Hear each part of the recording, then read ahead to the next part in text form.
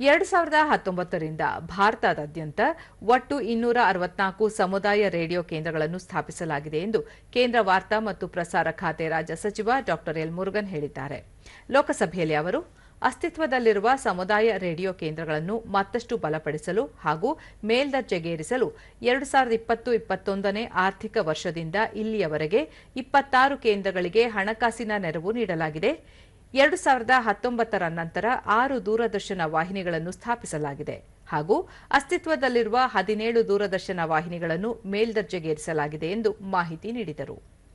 February 2019ರಲ್ಲಿ ಛತ್ತೀಸ್ಗಢದ ರಾಯಗಢ ಜಿಲ್ಲೆಯ ನಕ್ಸಲ್ ಪೀಡಿತ ಪ್ರದೇಶಗಳಲ್ಲಿ ದೂರದರ್ಶನ ಕೇಂದ್ರಗಳಿಗಾಗಿ ಪ್ರಚಾರ ಅಭಿಯಾನದ ಮೇಲಿನ ಪರಿಣಾಮದ ಮೌಲ್ಯಮಾಪನ ಅಧ್ಯಯನವನ್ನು ನಡೆಸಲಾಯಿತು. ರಾಯಗಢ ಆಕಾಶವಾಣಿಯಿಂದ ಪ್ರಸಾರವಾಗುವ ಕಾರ್ಯಕ್ರಮಗಳ ಬಗ್ಗೆ 73.5% ಕೇಳುಗರಲ್ಲಿ ಜಾಗೃತಿ ಮೂಡಿಸಲಾಗಿದೆ. ಸರ್ಕಾರ ತನ್ನ ಗ್ರಾಮೀಣ ಮಾಧ್ಯಮ ಸಂಪರ್ಕ ವ್ಯಾಪ್ತಿಯನ್ನು ನಿರಂತರವಾಗಿ ವಿಸ್ತರಿಸುತ್ತಿದೆ ಎಂದು ತಿಳಿಸಿದರು.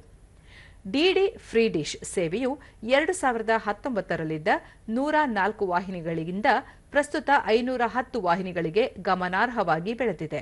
ಇದರಲ್ಲಿ 92 ಖಾಸಗಿ ವಾಹಿನಿಗಳು, 50 ದೂರದರ್ಶನ ವಾಹಿನಿಗಳು ಮತ್ತು 320 ಶೈಕ್ಷಣಿಕ ವಾಹಿನಿಗಳು ಸೇರಿವೆ.